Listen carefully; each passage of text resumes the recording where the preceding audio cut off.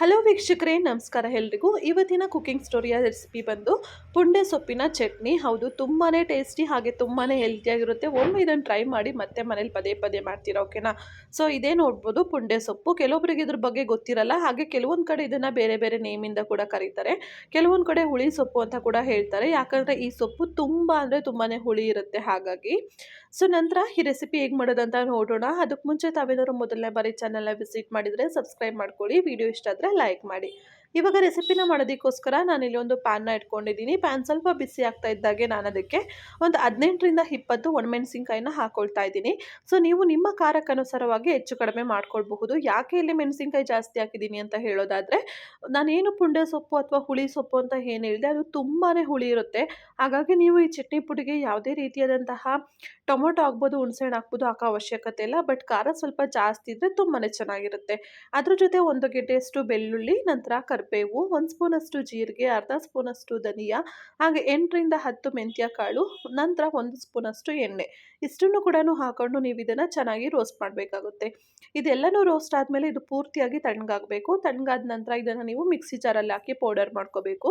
Mixie ಜಾರಲ್ಲಿ ಹಾಕುವಾಗ ಅದಕ್ಕೆ 1 ಸ್ಪೂನಷ್ಟು ಅಥವಾ ರುಚಿಗೆ ತಕ್ಕಷ್ಟು ಉಪ್ಪನ್ನು ಹಾಕಿ ಪೌಡರ್ ಮಾಡಿ ಇದನ್ನ ಸೈಡಲ್ಲಿ ಎತ್ತಿಟ್ಕೊಳ್ಳಿ. ನಂತರ ನಾನಿಲ್ಲಿ ಒಂದು ಬಾಣಲಿನ ತೊಗೊಂಡಿದ್ದೀನಿ, ಅದಕ್ಕೆ 2 ಸ್ಪೂನಷ್ಟು ಎಣ್ಣೆನ ಹಾಕ್ಕೊಂಡಿದ್ದೀನಿ.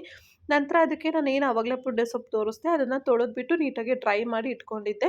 ಆ ಒಂದು ಸೊಪ್ಪನ್ನು ಹಾಕ್ಬಿಟ್ಟು ಎಣ್ಣೆಯಲ್ಲಿ ಚೆನ್ನಾಗಿ ಫ್ರೈ ಮಾಡ್ತಾ ಇದ್ದೀವಿ. ಯೂಶಲಿ ನಾರ್ಮಲ್ ಚಟ್ನಿ ಪುಡಿ ಅಂತ ಅಂದಾಗ ಅಥವಾ ಚಟ್ನಿ ಅಂತ ಅಂದಾಗ ನಾವು ಮಿಕ್ಸಿ ಜಾರಲ್ಲಿ ರುಬ್ಬಬೇಕಾಗುತ್ತೆ. ಬಟ್ ಇದಕ್ಕೆ ಆ ರೀತಿ ಅಂತ ಮಾಡೋ ಅವಶ್ಯಕತೆ ಇಲ್ಲ. ಈ ರೀತಿ ನೀವು ಫ್ರೈ ಮಾಡ್ತಾ ಮಾಡ್ತಾ ಇದು ಸ್ಮ್ಯಾಶ್ ಆಗ್ತಾ ಬರುತ್ತೆ. ನೋಡ್ತಾ ಇರ್ಬೋದು, ಇಲ್ಲಿ ಈ ರೀತಿ ಚಿಕ್ಕ ಚಿಕ್ಕದಾಗಿ ಆಗ್ತಾ ಬರುತ್ತೆ.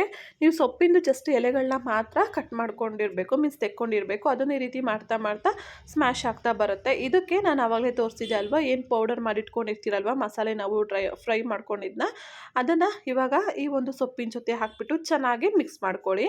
ಸೊ ಮಿಕ್ಸ್ ಮಾಡ್ಕೊಂಡಿದ್ದ ನಂತರ ಚೆನ್ನಾಗಿ ನೀವು ಇದಕ್ಕೆ ಒಂದು ಒಗ್ಗರಣೆನ ಕೊಟ್ಕೊಂಡ್ರೆ ಚಟ್ನಿ ಪುಡಿ ರೆಡಿ ಆಗಿಬಿಡುತ್ತೆ. ಬಟ್ ಇದನ್ನು ನೀವು ನೀರೇನು ಇಲ್ಲಿ ಯೂಸ್ ಮಾಡಿರಲ್ಲ, ಹಾಕದ ಕಾರಣದಿಂದ ನೀವು ತುಂಬ ದಿನ ಕೂಡ ಇದನ್ನ ಸ್ಟೋರ್ ಮಾಡ್ಬೋದು. ಟೇಸ್ಟ್ ವೈಸು ನನಗೆ ಪರ್ಸ್ನಲಿ ತುಂಬಾ ಇಷ್ಟ ಆಯಿತು. ನಾನು ಫಸ್ಟ್ ಟೈಮ್ ಟ್ರೈ ಮಾಡಿದ್ದು ರೆಸಿಪಿ, ಬಟ್ ಬಿಲೀವ್ ಮೀ ತುಂಬ ಅಂದರೆ ತುಂಬಾ ಚೆನ್ನಾಗಿ ಬರುತ್ತೆ. ಖಂಡಿತ ನೀವು ಕೂಡ ಒಮ್ಮೆ ಟ್ರೈ ಮಾಡಿ. ಇವಾಗ ಇದು ಒಗ್ಗರಣೆಗೋಸ್ಕರ ನಾನಿಲ್ಲಿ ಒಂದು ಪ್ಯಾನ್ನ ಇಟ್ಕೊಂಡು ಅದಕ್ಕೆ 1 ಸ್ಪೂನಷ್ಟು ಎಣ್ಣೆ, ಹಾಗೆಯೇ ಸ್ವಲ್ಪ ಸಾಸಿವೆ, ಜೀರಿಗೆ, ಕಡಲೆಬೇಳೆ, ಉದ್ದಿನಬೇಳೆ, ಹಾಗೆಯೇ ಸ್ವಲ್ಪ ಕರಿಬೇವನ್ನು ಹಾಕ್ಕೊಂಡು ಆವಾಗಲೇ ಏನು ನಾನು ಚಟ್ನಿ ರೆಡಿ ಮಾಡ್ಕೊಂಡಿದ್ದೆ ಅಲ್ವ ಅದಕ್ಕೆ ಹಾಕ್ಬಿಟ್ಟು ಚೆನ್ನಾಗಿ ಮಿಕ್ಸ್ ಮಾಡ್ಕೊಳ್ತೀನಿ. ಸೊ ನೀವಿಷ್ಟು ಚೆನ್ನಾಗಿ ಮಿಕ್ಸ್ ಮಾಡ್ತೀರಲ್ವ ಅಷ್ಟು ಚೆನ್ನಾಗಿ ಒಗ್ಗರಣೆ ಇಟ್ಕೊಂಡ್ರೆ ತುಂಬ ದಿನ ನೀವು ಇದನ್ನು ಸ್ಟೋರ್ ಮಾಡ್ಬೋದು. ನೋಡ್ತಾ ಇದ್ದೀರಲ್ವಾ, ಸಕ್ಕ ಟೇಸ್ಟಿ ಆಗಿತ್ತು. ಖಂಡಿತ ಒಮ್ಮೆ ಟ್ರೈ ಮಾಡಿ, ನೀವು ಕೂಡ ಹೇಳ್ತೀರಾ ಸೂಪರ್ ಆಗಿದೆ ಅಂತ. ಟ್ರೈ ಮಾಡಿದ್ಮೇಲೆ ಕಮೆಂಟ್ ಮಾಡಿ ರೆಸಿಪಿ ಹೇಗಿತ್ತು ಅಂತ, ಓಕೆನಾ? ಮತ್ತು ನೆಕ್ಸ್ಟ್ ರೆಸಿಪಿ ಜೊತೆ ನಿಮ್ಮ ಮುಂದೆ ಬರ್ತೀನಿ.